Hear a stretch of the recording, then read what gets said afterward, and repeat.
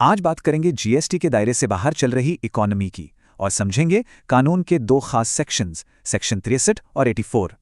सोचिए, किसी बिजनेस का बैंक टर्नओवर तो बहुत ज्यादा है, पर जीएसटी रजिस्ट्रेशन है ही नहीं। ये टैक्स अधिकारियों की नजर में आ जाता है। इसे ही शैडो इकोनॉमी कहते हैं और कानून के पास इससे निपटने के लिए एक खास तरीका है। ये सेक्शन टैक्स ऑफिसर को पावर देता है कि वो बिना किसी के सहयोग के भी एक्शन ले सके।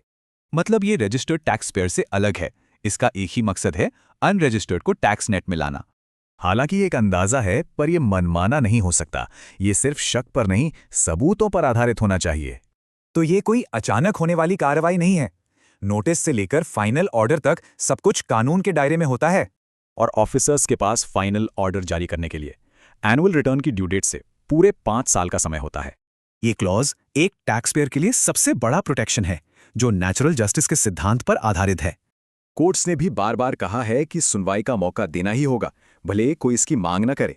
पर क्या हो अगर बिजनेस इस असेसमेंट को चैलेंज कर दे?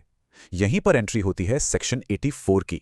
इसे एक कानूनी शॉक एब्जॉर्बर की तरह समझिए। ये पूरी रिकवरी प्रक्रिया को अपील के दौरान रुकने से बचाता है। मतलब डिमांड बढ़े या घटे, प्रोसेस को दोबारा शुरू नहीं करना पड़ता, बस अमाउंट एडजस्ट हो जाता है।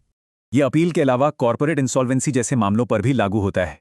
टैक्स डिपार्टमेंट को भी इसे मानना पड़ता है। तो इन सब बातों का निचोड़ क्या है?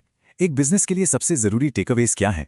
सीधी बात है, कंप्लायंस में रहें तो सब कुछ तय है, नहीं तो फैसला टैक्स ऑफिसर के हाथ में चला जाता है। तो आखिर में सवाल यही है, क्या ऐसे कानूनों का मकसद सिर्फ कंप्लायंस है या फिर कंट्रोल करना?